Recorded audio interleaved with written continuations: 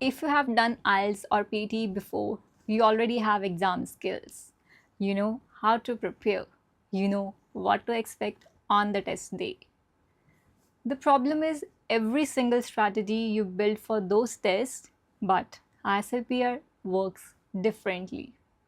And if you walk into ISLPR test using your old exam brain, it will cost you. Hi, I am Mansi from IELTS Manzil.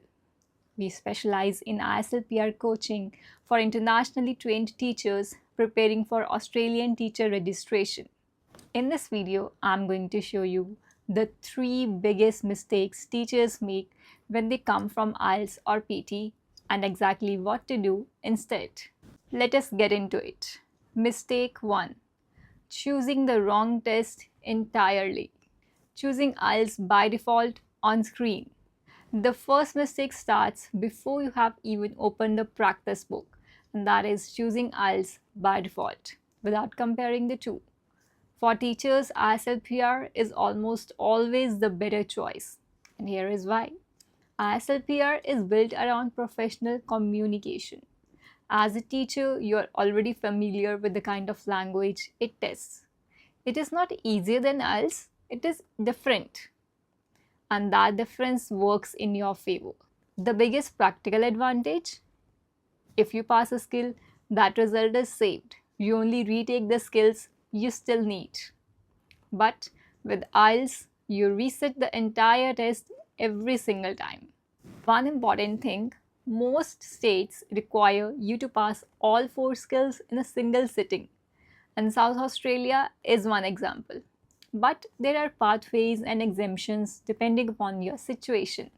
Comment pathway below and I will send you the state-by-state details personally. So mistake 2 is skim, scan and get it wrong. Your IELTS reading strategy will hurt you in ISLPR.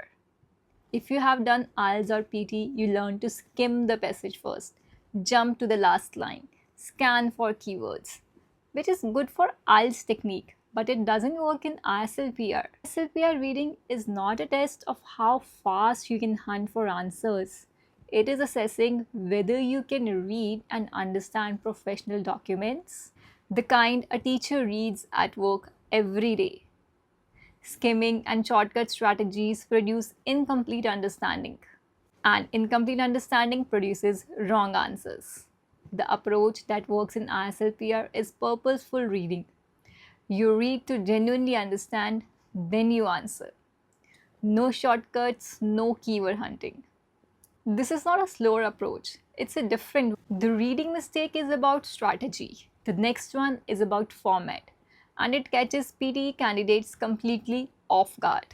So the mistake 3 is preparing for ISLPR listening like PTE. Expecting a computer when you get a person on screen. Stop preparing for ISLPR listening like it's PTE. In PTE listening, you fill in the blanks, you complete summaries, you use templates and predict what is coming next. But in ISLPR listening, you are not sitting in front of a computer. You are in a real conversation with a trained examiner. There are no blanks, there is no summary to complete with the formula. If you walk into the ISLPR listening with PTE habits, the examiner will notice. It will show in how you respond. Stilted, formulaic, unnatural. What actually works is listening to understand and responding like a professional. And that is the whole test. There is no trick, there is no template.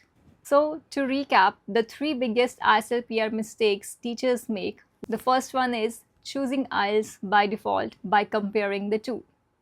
ISLPR is built for professional communication and skill banking is a real advantage. The second one, bringing IELTS skim and scan habits into ISLPR reading.